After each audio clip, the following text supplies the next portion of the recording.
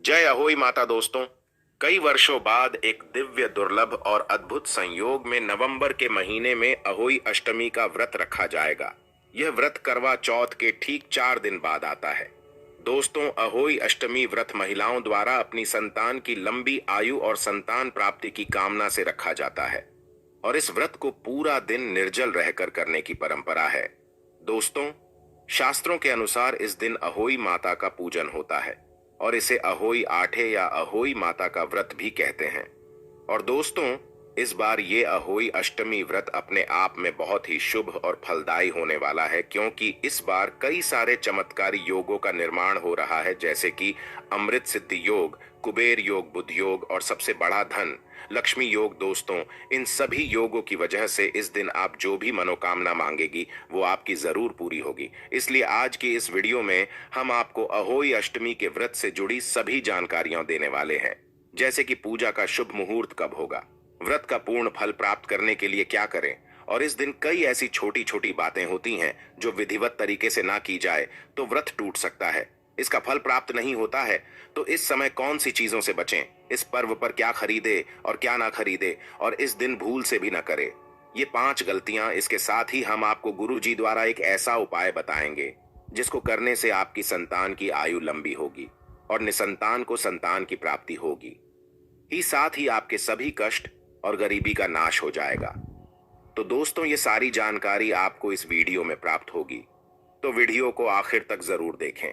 और अगर आप भी अपने जीवन में महादेव और अहोई अष्टमी माता की कृपा पाना चाहते हैं तो इस वीडियो को लाइक करके चैनल को सब्सक्राइब कर ले और कमेंट में जय अहोई अष्टमी माता लिखना न भूले।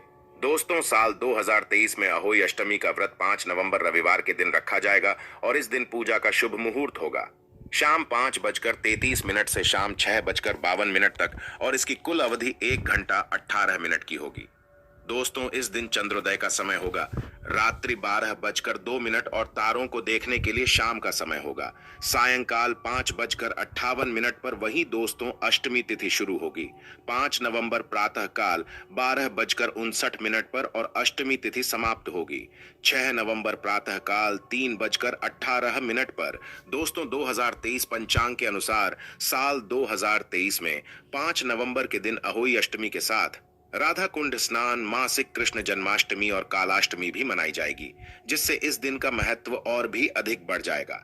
मान्यता है कि अहोई अष्टमी के दिन राधा कुंड में स्नान या डुबकी लगाने से श्री कृष्ण की प्रियसी राधा रानी का आशीर्वाद प्राप्त होता है और सुयोग्य संतान की प्राप्ति होती है। आइए अब आपको बताते हैं अहोई अष्टमी व्रत पूजा विधि। दोस्तों, शास्त्रों के अनुसार अहोई अष्टमी के दिन व्रती महिला को सूर्योदय से पूर्व उठकर स्नान के बाद निर्जल व्रत का संकल्प लेना चाहिए। इस दिन सबसे पहले पूजा के लिए घर की साफ दीवार पर अहोई माता सेह व उसके 7 पुत्रों का चित्र बनाएं और वहां पर जल से भरा कलश रखे हैं। और इस दिन सायंकाल तारे दिखाई देने के समय पूजा का विधान है। दोस्तों, पूजा में ही चांदी की अहोई बनाए सांझ के समय में अहोई माता को रोली चावल, कुमकुम, अन्य पूजन सामग्री अर्पित कर मीठे पुए का भोग लगाएं। और अब हाथों में गेहूं के दाने लेकर व्रत कथा पढ़े या सुने और आरती करें। इसके बाद रात्रि में तारों को देखने के समय में अर्घ देकर व्रत संपन्न करें। दोस्तों, अब आपको बताते हैं अहोई अष्टमी के दिन क्या करें और क्या न करें।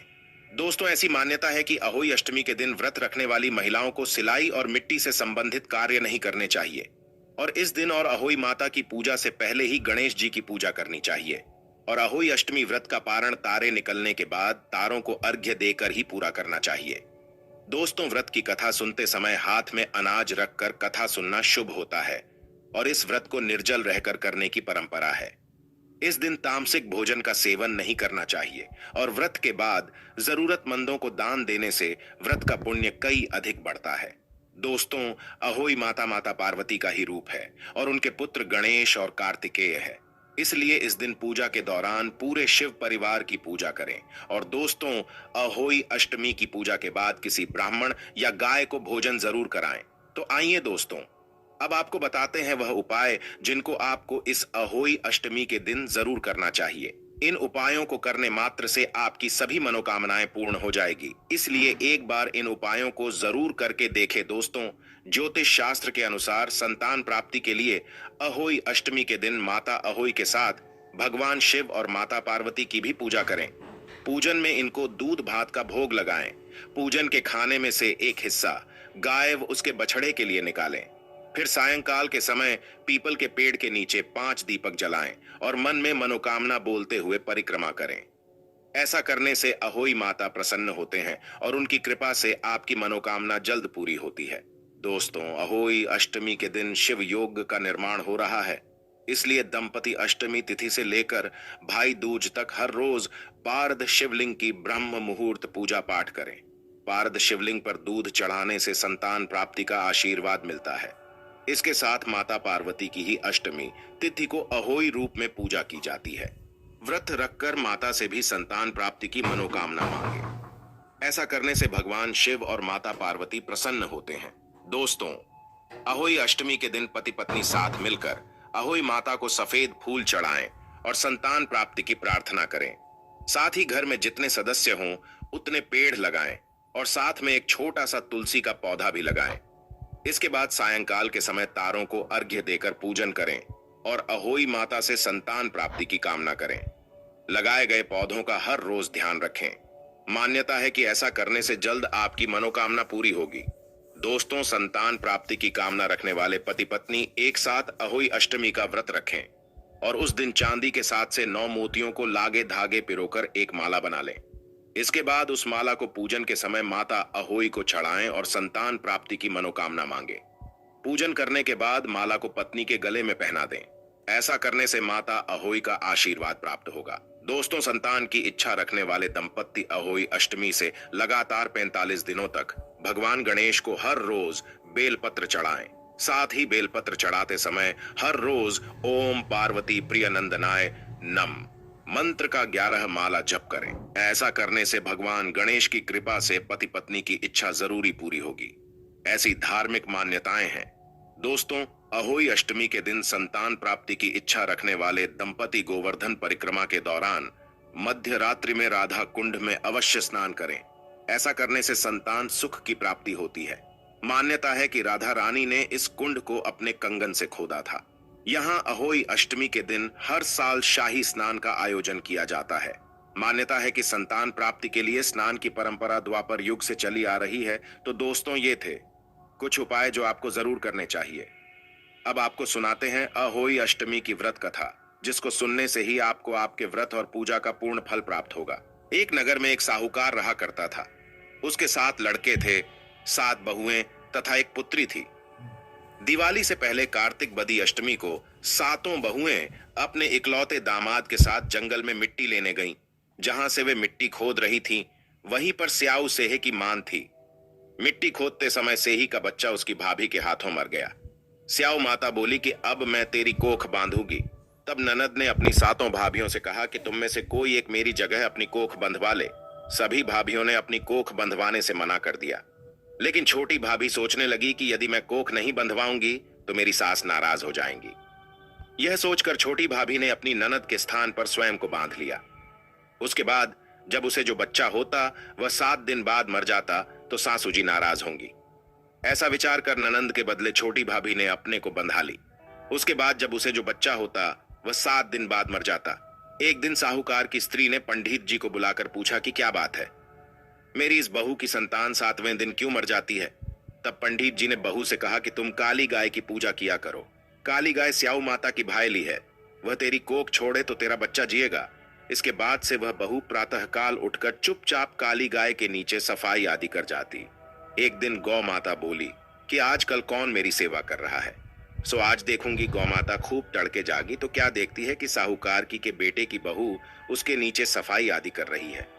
गौ माता उससे बोली कि तुझे किस चीज की इच्छा है जो तू मेरी इतनी सेवा कर रही है, मांग क्या चीज मांगती है। तब साहूकार की बहू बोली कि स्याऊ माता तुम्हारी भाईली है और उन्होंने मेरी कोख बांध रखी है, उनके मेरी को खुलवा दो। गौ माता ने कहा अच्छा। तब गौ माता 7 समुद्र पार अपनी भाईली के पास उसको लेकर चली।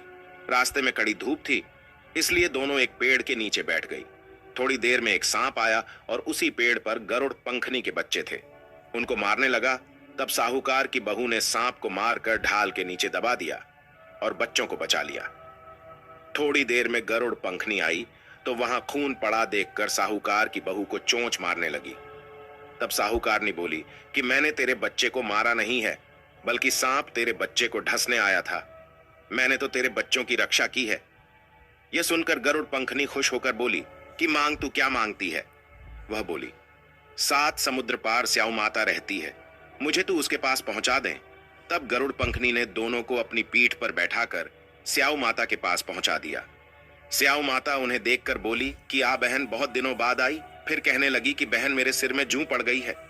तब सुरही के कहने पर साहूकार की बहू ने सिलाई से उसकी जुएं निकाल दी। इस पर स्याऊ माता प्रसन्न होकर बोली कि तेरे 7 बेटे और 7 बहुएं हो। साहूकारनी बोली कि मेरा तो एक भी बेटा नहीं, 7 कहां से होंगे? स्याऊ माता बोली, वचन दिया, वचन से फिरूं तो धोबी के कुंड पर कंकरी हों। तब साहूकार की बहू बोली, माता बोली कि मेरी कोख तो तुम्हारे पास बंद पड़ी है।